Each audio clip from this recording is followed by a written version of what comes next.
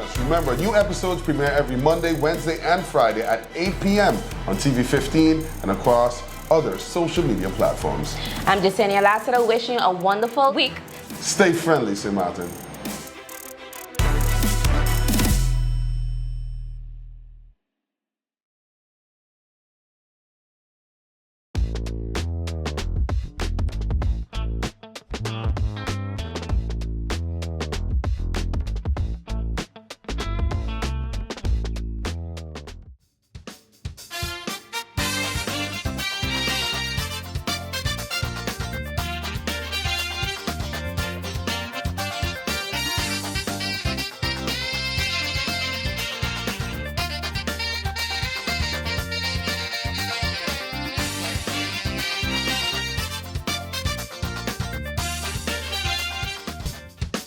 Welcome to the Late Night Show. Hope everything is okay. Hope everything is all right. I'm your host, Andrew Dick. Okie dokie, kids, what's happening on the lovely island of St. Martin? We begin with the news of pretty sad news. You know, the business 721, District 721, it's officially closed on this Wednesday. Court case, injunction filed by the business against the government of St. Martin, took place today, Wednesday. I believe the 16th. Today's the 16th? Yes, today's the 16th. And basically, the judge ruled in favor of the government of St. Martin based on the fact that the business, according to law, let me say that again for those in the back, according to law, if you leave your business structure unattended longer than 1 year, you have to reapply for an operation license. And you know, St. Martin always follows those things, especially the businesses that stay, you know, dormant for years and just come back like they was never gone. So I know for sure St. Martin got their ducks in a row. But let me continue with the verdict. Let me stick to the news. And then I'll give my comment after. So the judge was like, no, you have to put in for a new one, therefore you need to close. So they're going according to the judgment. They will not be fighting it anymore. They will close. So I think a celebration is in order for everybody in Simpson Bay that was not a fan of 721 District. All those people that complain about the noise from from District 721. And I think now it's time to do the dance. Pete, can I get some music? Yeah? Okay. This is the close down dance. Yay! All those people are now unemployed. Yes! All the unemployed people, let me dance. 721 District is closed. Yes! Forget about the business and, you know, the people who pay rent and everything else. No! Everything is done by the book. And Krisha Heilige our Minister of Tiat, you have a right to be very proud because you closed another nightlife business. Progress, economic development, that's what I call it. Let me close down everybody. Oh no. I think because we're supposed to be catering to tourists and not your personal feelings. Especially the locals that don't go there, don't even know what inside what it looked like. And then you have people going like, it's no good. Yeah, but why? Because it's no good. It's because the music too loud. From Cappuccino or from 721? So, because the judge decided to quote a law that nobody ever know about, because in the past 30 years, the government has never closed down a business like that. The last time the government closed a business was when there was a business partner that killed an associate, and then it was like, nah, okay, now we got to close you down, partner. Nah, That was it. But 30 years, no problems. They either go out of business, they stop, they don't bother with it, or they just have it for years, and then they come back like nothing happened. The jurisprudence in this case, or I should say the precedents that this sets, means that if you have a letter from the Economic Affairs or the Permit Department or from the minister or from the governor or from the king himself, William Alexander, it means it is no good because you're supposed to have your permit. You're supposed to have your permit up to date. And therefore, the inspectors will be seeking more money from those businesses that they get from under the table. Yes, no, because now the power is back into the inspector's hands. So now they're going to come again and they're going to be like, knock, knock. Who's there? Inspector. Inspector who? Inspector Money. The dance. The dance. District is closed. We can finally... What? Obviously, I'm upset about it because, one, you take away a business that advertises with late night. I salty as hell. I upset. I am livid. But I'm trying to keep it together because I just looking to be a nice person today on this Wednesday. So I'm going to say that as much as I've heard that there were some negotiations or some assistance that were given or promised to the owner of 721 and the government, and they were trying to sweep it under the rug, all the problems, and come together for, you know, St. Martin with the season starting, they lied. They basically lied. So of course the owner had to file an injunction against government because you cannot tell me today verbally, it's okay, man, stay open, everything okay, I'm going to fix everything for you, just stay open, okay? You could go up a little bit more and that's okay, it's all right. And then in court, they're doing things illegal, judge, shut them down. Shut them down. Because you know, Uric Esed's supposed to be getting money from the Tiat ministry, right? He got to be working it. This is why you didn't get any vote, Esed. That's why you didn't get any votes. In any case, DP all the way. Economic stability, shutting down businesses, one business at a time. So now district is closed. You don't have to bother with it anymore. On to the next one. Yes, there's going to be a next one. I can tell you that for sure. Because with this type of decision that was made today, trust you me, we're going to have some more shutdowns. Can they fix it? Of course, the government can do what they want. But do they want to? That's a different story for another show. Anyway, so we're going to take a break and we come back. More late night. Yay! We shut down district.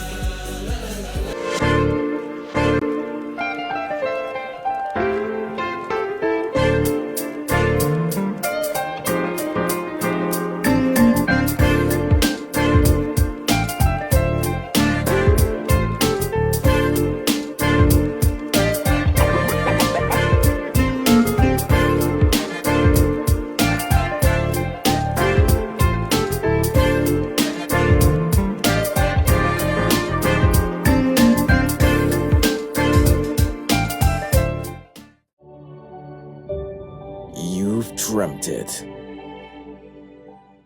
You've worked hard for it. And now you've got it. You deserve to enjoy the fruits of your labor and know that you're covered in case of a disaster, like an unexpected fire or a vehicular collision. At Magic Insurances, we focus on settling your claims quickly and fairly so you can get back to enjoying your life. Magic Insurances, fast, fair, and always there. New Gen. She my gang.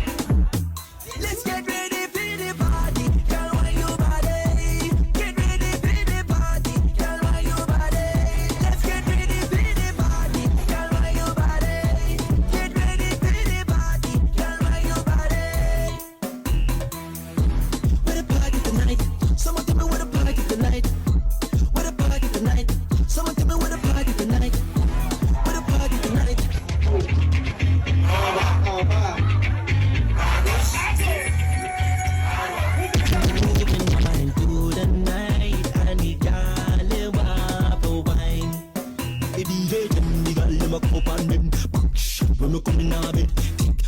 girl wine to your head. Anytime you see the girl, you want to get with. Burn like a cigarette, bend down, dagger next. Slap up on your body, girl, shake up your leg. Burn like a cigarette, bend down, dagger next. Slap up on your body, girl, shake up your leg. Everybody get mad.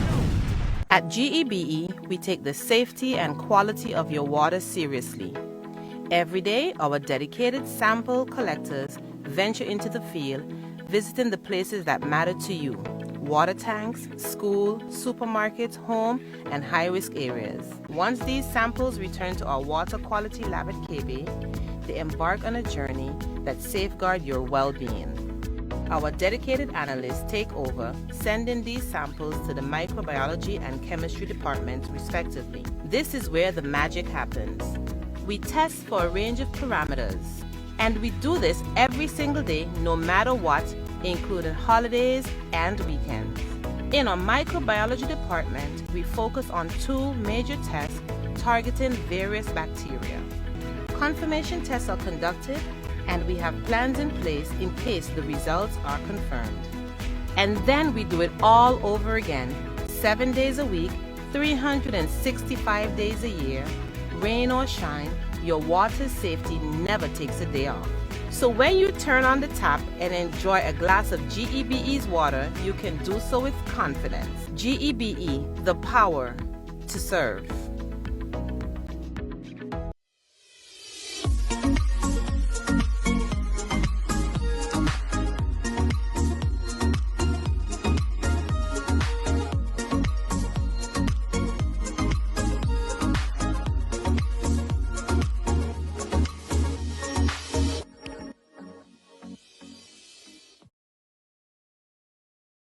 All right, let's continue the program now. Of course, the Parliament of St. Martin continued their meeting of the lovely budget 2024-2025. Yes, discussions continues in the House of Parliament when it comes to the budget, what they're thinking, what they're not thinking, what they want to do, who's talking about what. Here are your highlights. Yippee! We have MP De Weaver, who has some questions or comments regarding the Ministry of Justice. And we also ask that our technician checks us here to give the Member of Parliament, Heliger Martin, to make sure that she can take part in the discussions. But in the meantime, while we get that going, we have MP De Weaver. MP De Weaver, you have the floor. Thank you, Madam Chair Lady. Good afternoon to you, Minister, and your support staff, and all my colleagues here, and those viewing and listening. Minister, thanks for the answer. I just wanted to make sure then that the cut that we saw in the 50 had nothing to do with additional persons related to the changes in the function book. That's all it was. It didn't sound like it did from the answers, but I also had the answers from the first time that this budget was passed. So that's why I wanted to just make sure, clarify or verify that there was nothing in there that would affect function book changes related to all the work that had to be done for the persons to bring them up to proper standing within the function book. Thank you very much. Thank you, Madam Chair. Good afternoon to the Honorable Minister once again, all my colleagues, and everyone tuned in. Madam Chair, I remember asking a question with regards to tint, but I'm not sure if I heard the answer to it. If not, I can repeat the question. The question was basically along the lines like, gone are the days where people say that tinted vehicles cause crime, etc. Can the ministry look into a way to generate revenue by charging, through you, Madam Chair, by charging persons that want to use tint, whether it's an extra 50 guilders or 100 guilders, whatever is determined after the study is done, in order to generate more revenue for the coffers? And besides that, I would like clarification based on the question that I asked, based on ex-uniform officers being allowed to carry their firearms. My question was along the lines of, is the ministry open to it? The response was a policy would have to be made, but I would like to know, is the ministry open to allowing this? And what are the thoughts in terms of reaching this goal? Thank you for the opportunity, Madam Chair. MP Roseberg, you have the floor. Thank you, Madam Chair. Blessed day, Secretary General. Blessed day, Minister and support staff, and a blessed to my colleagues and the people of St. Martin. Thank you for your answers, Minister, to you, Madam Chair. Some of my questions weren't answered, or I haven't heard it, but I will reach to that. In regards to the justice workers, thank you for clarifying that matter and also answering those questions. My questions and clarification is more focused on the crime fund. If I understood correctly, through you, Madam Chair, the Minister mentioned that there is no, based on the law, there should be an annual plan, but there is currently no annual plan or it's not finalized. So I would like to know how it's possible that there is no policy plan based on the law. It needs to be there, but yet the crime fund has been used in the past and is currently being used without a policy plan. So if that can be clarified. Also, I would like to know, Madam Chair, how is it possible that there is 3.6 million guilders of BZK in the crime fund? Like, how is that possible? I don't understand, Madam Chair. I understood from the Minister that there's 8.2 million guilders currently in the crime fund, but how is it possible that the BZK funding, which is not meant to prevent crime, unless I'm being corrected that it is currently in the crime fund? Other than that, I understood that the previous projects, one of those was placement in Brasami. I would like to know how that is possible. I believe it wasn't under the current minister, but yeah, unfortunately, I need to ask the current minister how it's possible that placement on the Brasami, that the crime fund was used for that. And what were the other projects that the crime fund was used for? It went a little bit too fast. I didn't get those pointers. Is it correct that 4 million guilders have been spent off the crime fund through you, Madam Chair? And if so, what was that amount spent on? I asked for those projects. I didn't get it, or I didn't hear it, and I would like to get the exact amount. So let's say placement in Brasami, based on what was that a crime prevention project, and how much was spent on Brasami, and then the other projects. I also mentioned, or I also asked, through you, Madam Chair, to get the detailed plan of the previous years, or if there isn't a plan, if I can receive based on what those projects, or based on what legal basis those projects were executed. And according to me, Madam Chair, it needs to be placed in a national decree. If I'm wrong, please provide me the detailed information based on what those projects were executed, and to receive a list of those projects. Now to the police vehicles, Madam Chair, I understood that the minister mentioned that it was budgeted for, but unfortunately it's not enough, and that the crime fund will be used for the remaining amount. I would like to know through you, Madam Chair, how much, because I asked that question, but I didn't get the answer, maybe I missed it. How much will it cost to use part of the crime fund for the remaining cars? So how much cars will be purchased through the budget, and how much will be purchased through the crime fund, and for what amount? And after purchasing those cars, what is the remaining amount that will remain in the crime fund after the purchase? Those were my questions for now, Madam Chair. I give the floor to MP Brug. Good afternoon, Madam Chair Lady. Good afternoon, colleagues. Good afternoon, St. Martin. Good afternoon, Honorable Minister of Justice and your support staff. Thank you very much for the answers that you provided for my questions. It was very detailed. Just a bit of clarification. With regard to the cuts, was it you as minister that decided for the cuts, or was it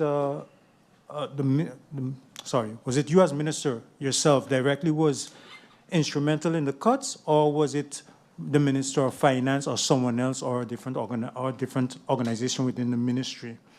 The reason I ask this later on, I want to address the correct person with regard to this, because I think it is very dangerous for the question that I had about who's affected, what services, and what was listed out pertaining to section heads, immigration, foreign detention center, tactical gears. The personnel is tremendous. I think it's very dangerous when we mess with our national security, and especially with cutting such an important aspect of our budget. So I just would like to know who actually was responsible for it, and just for me to ask exactly what was the thinking behind it as well. With regard to earlier it was stated that one of the things that we are noticing is a rise in crime. My question earlier, in one of the previous meetings, was about the scanner for the containers. Answer given then was that a quotation was asked. I was looking through the budget to see if I saw a quotation or amount for it. I still haven't seen it. Maybe I overlooked it. So perhaps if you can indicate whether or not it's there, or is it something that will be placed in the 2025 budget? This is very important. As stated earlier, crime is on the rise. A lot of our children are finding themselves with weapons, with drugs that they're actually using and what's not. So for me, it's very important that this is added, whether it's in the 24 or the 2025 budget. So I just would like an update on that. And to end on a positive note, I have seen an increase of security with regard to, for example, VKS walking in the nights in town area. So I would like to compliment you, and also the men on the floor, in the districts, in the community, protecting us. I know they're doing the best that they can, and I appreciate it. On our behalf, we appreciate it. MP York, you have the floor. Thank you, Madam Chair. Once again, good afternoon to the Minister and his support staff. Minister, maybe I missed it, but I didn't fully hear, I didn't hear at all the answer to my question pertaining to the lab, the forensic lab. And in the event that it was missed or skipped, I'll state it again. What are the plans, what plans does the ministry have for the forensic lab of the police station? So when it comes, as it pertains to the lab itself and the instruments used and investments needed for that moving forward. Will that be taken up in this budget or in the 2025 budget or any budget? Thank you. Thank you, Madam Chair. Just to clarify, I understand that the ministry is in need of funds and that police cars is one of the important subjects to tackle crime. But the reason why I'm asking, and I'm so detailed and specific about the crime fund, because I would like to know when it's going to be used for rehabilitation and resocialization of repeat offenders, are the ones that can finally find their way in society. Because the crime fund was initiated to combat and prevent crimes for the community. So I'm just wondering when we, as St. Martin, can also have a few projects ongoing, like Curacao, for example, with their 18 projects. I'm wondering when we, as St. Martin, can have at least 1 or 2 or 3 projects going. So that's the reason why I'm so hard on the crime fund. That's all. Thank you, Madam Chair. MP Otley, you have the floor. Thank you, Madam Chair. Good day to the Honorable Minister of Justice, his support staff, the viewing and listening public. Madam Chair, we hear a lot of congratulations for police presence and so forth, but that also comes with a cost. So I too would like to congratulate the Minister, and the reason I ask about your sentiment through you, Madam Chair, to the Honorable Minister, is because I noticed specific cuts, National Detective cuts, different area, National Detective cuts again, police cuts, immigration cuts. So everything within our protection was cut.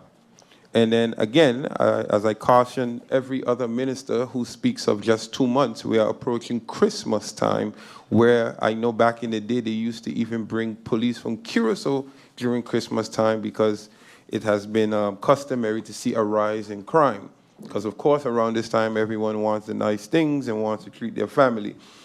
So I say to be very cautious, not saying that I condone or promote this, but it is a customary thing. We notice that security needs to be beefed up during Christmas time. And to see these cuts is definitely the reason I asked. I would also like to know a specific question. It's burning.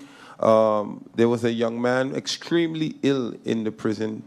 I would like to know the status of that. It'd be remiss of me at this point. He's extremely, extremely ill. And I would like to definitely know the status of that. And it leads me to other things that, how do you go about the release of prisoners that are critical or terminally ill? Who is responsible? Is it you? Is it the prosecutor through you, Madam Chair? And I'll go deeper as to why I asked that later down, but definitely it's a question that I need to ask you. Minister, allow me, before I give you the opportunity to respond to the members of Parliament, allow me to add a few brief questions to those already posed. Can you, Minister, inform us of the state or status maybe of the government property in Coal Bay on the Orange Grove Road? What's the status there?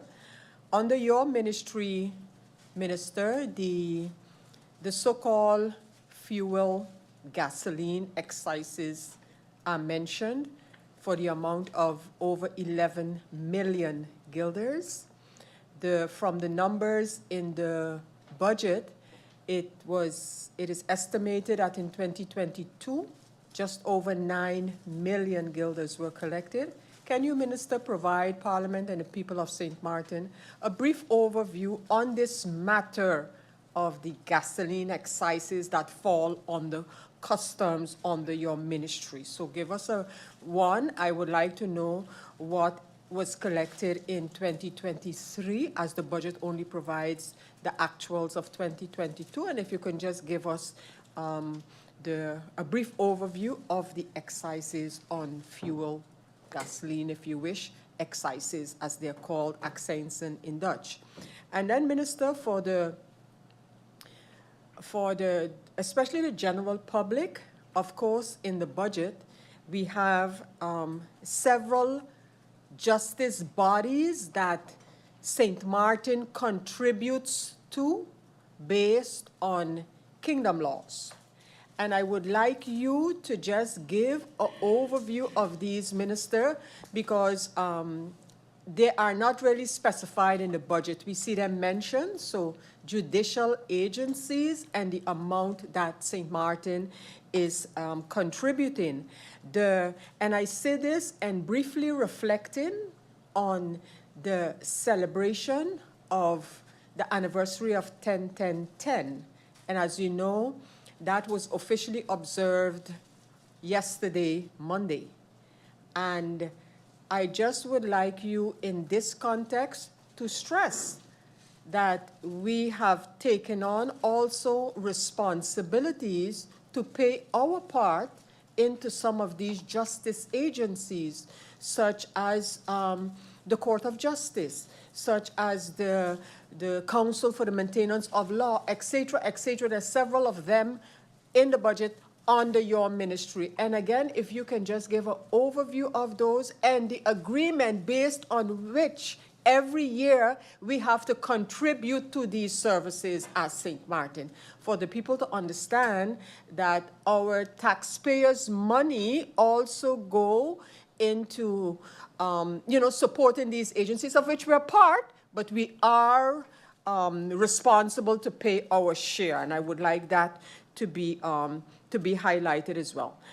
Minister, those, and then I know it also, or maybe primarily falls under the Minister of General Affairs, but I know that the Ministry of Justice also uses the services of the VKS. And if from your perspective, you can give us the status of that. I know they have presented several proposals to government, etc., etc. So if that too can be from your perspective, can be highlighted. And then lastly, in this context, Minister, the issue of vaping amongst our young people has been one of concern for me, not only today, yesterday, but for several years as this phenomenon continues to grow on St. Martin. And for me, what is important is the fact that this is growing amongst our youth. So in questioning government over the years, one of the last things that I understood from your predecessor was that this matter is so multifaceted that an interministerial group was created to deal with the matter of vaping amongst our young people. And it was supposed to be, that answer came from the Minister of ECYS, by the way, under a different cap of yours as well, but it was supposed to be the Ministry of ECYS, Justice, and I believe TIAT. Minister, as far as you know and from your purview, has such a interministerial group been established? Was the Ministry of Justice part of it? How was it established? Was it done by LB or MB? And if so, can this be shared? MP Brug?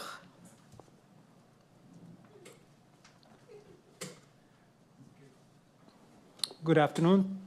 Good afternoon, ladies and gentlemen. Good afternoon to the support staff of the minister. Once again, welcome, Mr. Lewis. Just some clarification, because just now you said that the cuts affect the truancy department, which actually has 4 FTEs, but currently only have 2 truancy employees, and this will remain so. My question pertains to that as well, and maybe it's also a suggestion. One of the ways, coming from the truancy, I know one of the tasks of a truancy officer is to tackle the issues of students being truant, dropping out, dropouts, being absent from school, and so on. And one of the responsibilities or so-called authorities that a truancy officer should have is the ability to give fine. Now, you answered my question when you wear the hat of the Justice Minister pertaining to the BOA. So that's one of the training that they're missing. That's why they cannot execute their task. But in the meantime, as the Minister of Education, Culture, Youth, and Sport, let me say the whole thing, my question to you is, I know they don't have the authority right now to write fines. So is it, and considering we're talking about cutting budget, this is a form of income. So is it the plan of you, or perhaps whoever to follow you, but you can't answer whoever to follow you, but is it your plan to perhaps do whatever has to be done with regard to giving those truancy officers the ability to write fines? Is that one of your plans for the rest of the year? And in addition to that, there's also a situation with them when it comes to, for example, people traveling with their students unlawfully. So is there an interministerial agreement between, for example, the Justice Ministry and Education, so that some form of, that when parents break the law, that some form of fine or sanction should be given to them? So that's my question. And pertaining to you stated also that it doesn't affect the breakfast program, so that's a good thing. My question is also, what happens to the rest? Because right now I understand that public schools receive funding. Is it the intention, or is it possible that the other schools, subsidized schools, can also receive maybe similar programs? I sent in something pertaining to that. If you can give me an update to the breakfast, not breakfast, but the meal program for those students when it comes to the LBHAM that I sent in. That's it for now, Madam Chair Lady. Time for commercial break. When we come back, more late night. Stay with us.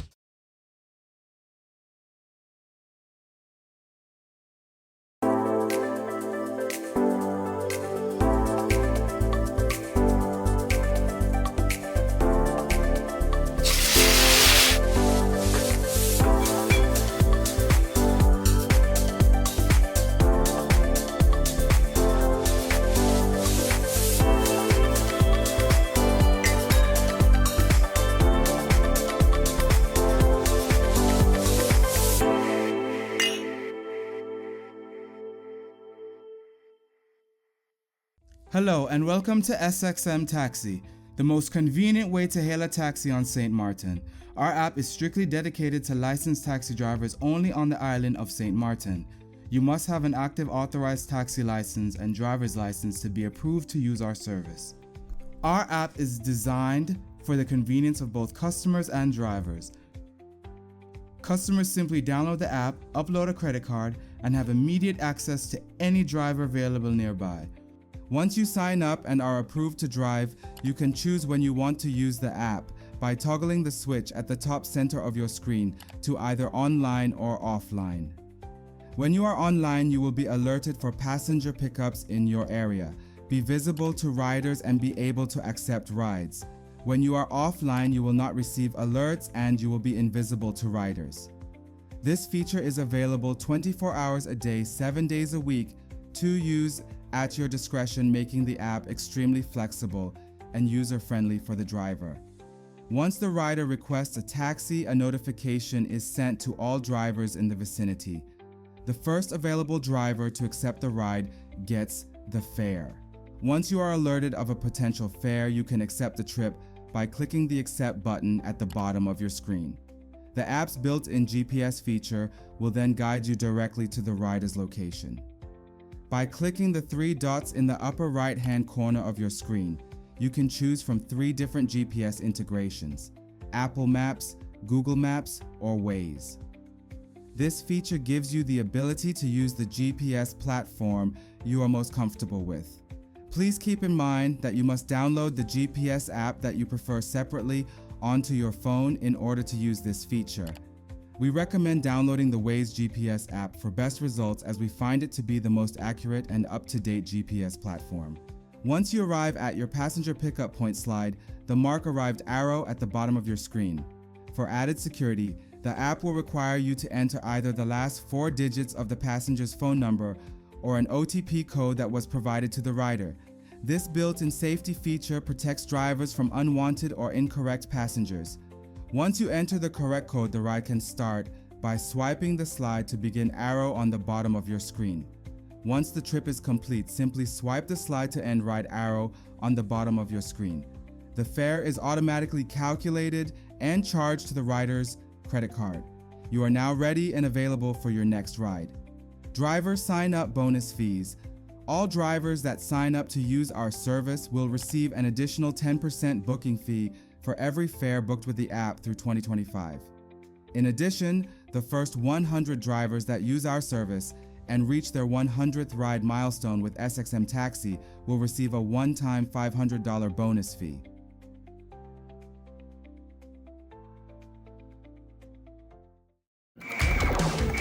Having trouble with my internet. It's dropping in my bedroom and the kitchen. Problem in your internet is your Wi-Fi.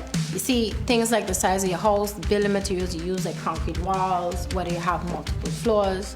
And let's not forget the distance between your modem and your devices, like your computer, your phone, TV. All these have an effect on the quality and the strength of your Wi-Fi. How do you know this stuff? You need to check Telem. They have mesh devices that allow you to create your own smart Wi-Fi network to cover your entire home. It's a few small devices working together like a team to cover your entire house with strong Wi-Fi signal. Super easy. Here, I get one from Telem today. Download the app from your phone app store, plug in the device, and plug into the modem. When light blinks blue, it's ready to pair via the app. Go to app, click next, and follow the instruction. Place the second device where you need coverage. Boom, now you're covered. Telem makes it super easy. They offer convenient payment plans of just $12 a month. My guy, and if you opt to get the fiber plan, they'll come and install it for you. Guess what? For free. Oh, wow. I'm gonna get my smart Wi-Fi plan today. Hey, let's do this thing. Today itself. Get your smart Wi-Fi from Telem today.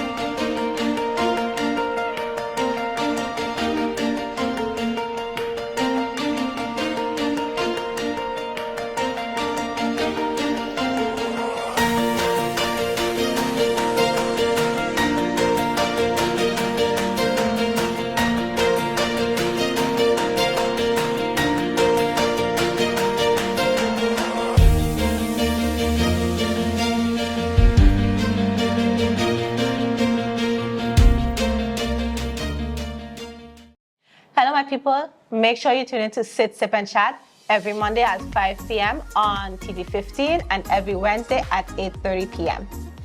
And make sure tune in to the Late Night Show with Andrew Dick from Monday to Friday at 10 p.m. with a repeat in the afternoon for no reason. In the afternoon, the Late Night Show at 3 p.m. Thank you, TV 15. Thank you, TV 15. Make sure to tune in Make sure to tune in to the Late Night. and Sit, Sip, and Chat. Late Night. Let's continue with your Parliament highlights of the budget 2025. Of course, I think the amendment to the 2024, I lost count. But of course, they're discussing things that is important. The most important thing you have to carry out of this budget meeting that is happening is that there are major cuts that is taking place, and they have to justify these cuts. The presentations. A pleasant good afternoon, Madam Chair Lady, and to the Secretary and to the members of Parliament, those listening and viewing online. Good afternoon to one and all. Madam Chair Lady, I would like to go straight into the questions and answers posed by the Member of Parliament, and the first Member of Parliament is MP De Wever. MP De Wever asked why the budget shift of 185 to 183, but the cost of 1.7 million when we have a change of 2 personnel, make the link between the budgeted from 17 to 11. Not sure if, I hope I can answer the answer correctly, because the question is a little unclear, so bear with me. So in the original budget of 2024, certain vacancies were planned for a full 12-month period. However, with the amended budget, we took a more realistic approach by adjusting the start dates for those roles. As a result, the months allocated for some positions were reduced to 4 or 5 months, depending on the circumstances. Additionally, we had a few cases, 3 in total, where civil servants left the organization either due to retirement, resignation, or a leave of absence. While the months allocated for these positions have been cut accordingly, they are still reflected in the budget as active workers. I go on to the questions posed by MP Omar Otley. MP Omar Otley stated, speaking of tourist tax, is the intention of the government to continue the process? And he stated that the tourist tax, they did a study in the office based on the Caribbean, $15 to $25 per person, and we would not be out of the region. We would not be out of the region in regards to competition. What is the view? What is my view on this? So this study was mentioned, will assuredly be reviewed, as it was not part of the transition document. While it is valuable to benchmark ourselves against the neighboring islands, we must consider the broader implications of implementing a significant tourism tax. Given our island's past neglect to tourism development, it is crucial to find a balance between investing in our product and imposing hefty financial burdens on visitors. While I do understand the need for a dire structural revenue for country St. Martin and agree with the Minister of Finance that we cannot continue to place a financial burden solely on the people of St. Martin, once we receive advice from the SED, together with the Minister of Finance, we will review and discuss the best way forward. MP Otley asked regarding the vending village. There is a reduction of 220 guilders, and that I mentioned that there was no increase or decrease, but the statement was withdrawn, yet the reduction is still there. I think, and correct me if I'm wrong through you, Madam Chair Lady, MP Otley might be confusing the vending village and the marketplace. So during the 2024 budget debate, the previous minister decided to prioritize the marketplace project over the vending village. As a result, funds initially allocated to the vending village were redirected to the marketplace. By making this adjustment, the government's contribution to the marketplace ended up being less than what was originally budgeted for the vending village, so leading to the budget reduction for the vending village. Then MP Otley stated reduction on online marketing agencies and product development beautification elements. We have FCCA coming in a couple of weeks, and we speak of product development. It was one of the main points brought forward when the survey asked their Number 1 point was traffic, then number 2 was attractions, and then number 3 was cleanliness of the island. I hear the Minister of MP stated that he hears that the Minister of Finance speaks of revenue generation, but the budget does not reflect such. TIAT is responsible for such, and taxes seems to be the only resort. Regarding the online travel agency, the OTA strategy, it is included the capital expenditure CapEx in the capital expenditure CapEx budget, specifically through the post-1109 intellectual property IP initiatives. The initiative is designed to build brand equity by developing various digital and online marketing campaigns. Further, one of the most successful campaigns to date has been with Expedia, which has significantly increased the visibility of our destination.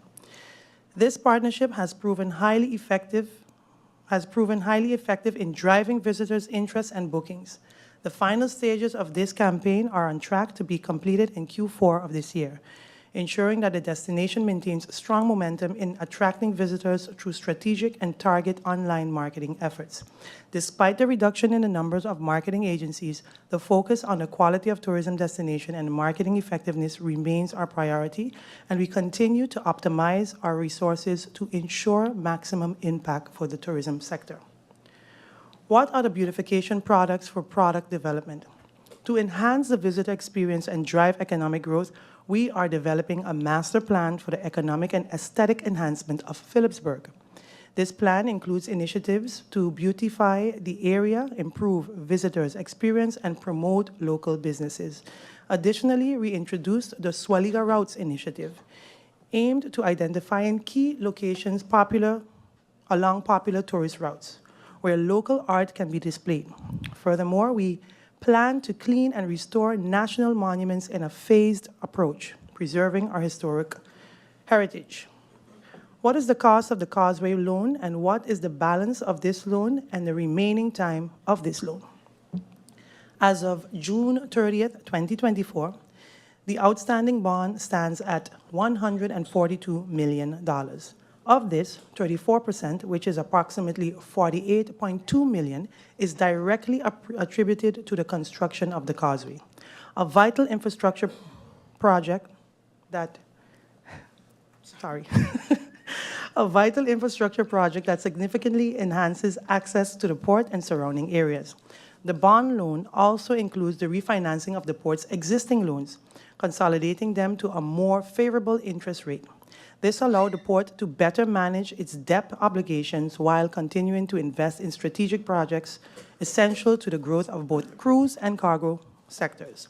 The loan is scheduled for repayment through 2035, providing a long-term, stable financial outlook. However, in the coming years, the port will see an acceleration of principal payments, which will contribute to the gradual reduction of the overall debt burden and further strengthen the port's financial position.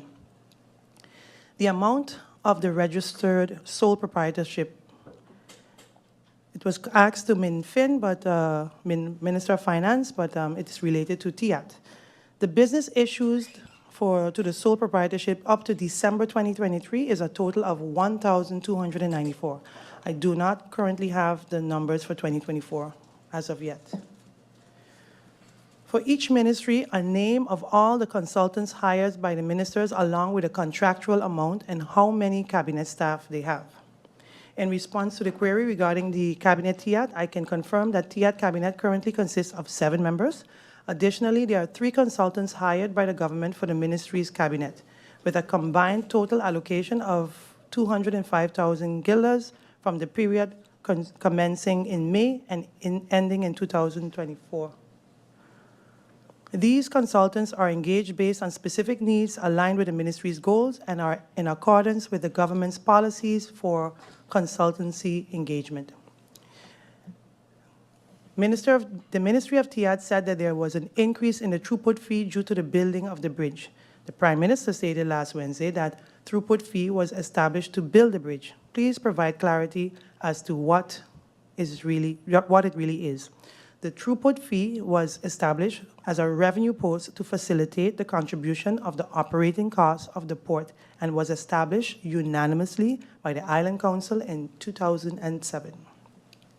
The ED card system by Mintiat to start within the high season to be, okay, I think he's warning MP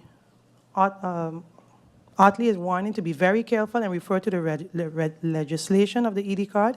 And there you can find the ED card before and upon arrival. He stated that he's cautioning the minister until the legislation is changed, make sure it's mentioned that it can be done upon arrival or before to ensure people don't cancel their flights or missed. So an updated news release was shared and in a way to move towards improving efficiency and the process in transitioning online, where all necessary information will be filled digitally. While residents are not obligated to complete this form, it is strongly recommended as doing so can significantly expedite your entry and departure process.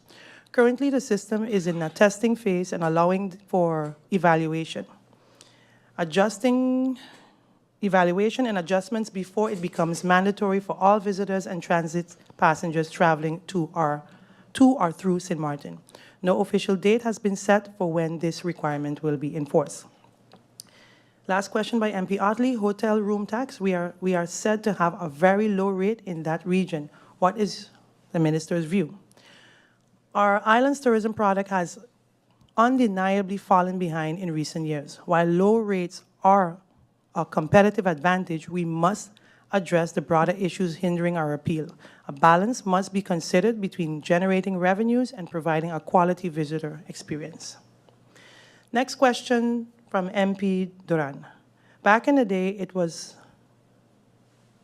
said that they would pay Union Road and then it would be Point Blanche, but nothing is happening. I'm assuming this is between the port and the Ministry of TIAT, and are they assisting and how will they contribute to the infrastructure? Any updates on that between the port and Ministry of TIAT? Thank you, MP Duran, for that question regarding the port's role and contribution to the infrastructure updates, specifically in Point Blanche area and related to the cruise and cargo sectors.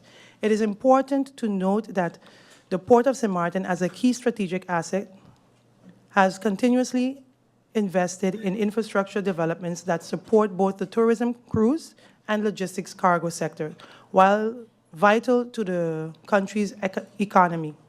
The port's strategic plan recognizes the need to enhance St. Martin's appeal as both a tourism destination and a logistic hub, all while ensuring that growth remains sustainable and within the carrying capacity of the island. These goals are aligned with the national vision for balanced and environmentally conscious development. Key points on beautifications and infrastructure efforts, such as the ongoing beautification and infrastructure product, the beautification efforts at Battery Point, along with the Point Blanche roads, are part of the broader initiative to enhance the visitor experience. These efforts contribute to the area's aesthetic appeal as it serves as a gateway for cruise passengers, significantly improving the first impression visitors have for St. Martin. Point Blanche Road is also critical for cargo operations, and as such, the port continues to partner with relevant stakeholders, including government agencies, to address infrastructure needs in this area. The port has been actively investing in infrastructure projects such as the Cruise Pier South and ongoing cargo repairs, which are set to continue for the remainder of 2024. These repairs necessary to maintain the port's operational efficiency, especially in light of the growing demand for both cargo and cruise services. The port's strategic investment include plans to address long-term infrastructure upgrades, ensuring that St. Martin remains competitive in the region, and these include assessing and improving pier capacity, terminal facilities, and supporting road networks. The port's strategy aligns with the need to manage St. Martin's growth in a sustainable manner. This means taking into consideration the carrying capacity of their infrastructure, roads, roads, utilities, and environmental resources to ensure that our cruise and cargo section can grow without negatively impacting the island's residents and natural environment. The discussion on comprehensive infrastructure improvements are ongoing and are being done in partnership with the Ministry of TIAT, other government bodies, and private stakeholders. The goal is to balance growth while maintaining quality of life for the residents and preserving the island's natural beauty. Coordination with government. While in the past, the partnership has been different, the port's current role focuses on partnering with governments for a wider infrastructure initiative. This includes contributing to the overall development through joint projects and public-private partnership. TIAT continues to coordinate efforts with the port and other stakeholders to ensure that necessary infrastructure updates, such as road improvement in key areas like Union Road and Point Blanche, are addressed within the country's broader development framework.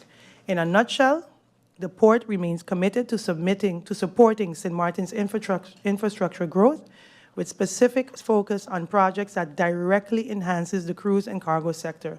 These initiatives are part of a long-term strategy to improve the island's appeal and functionality, ensuring that infrastructure development keeps pace with economic growth while safeguarding environment and local communities. That is it for Late Night. Thank you so much for watching. Until tomorrow, do have a safe and pleasant one.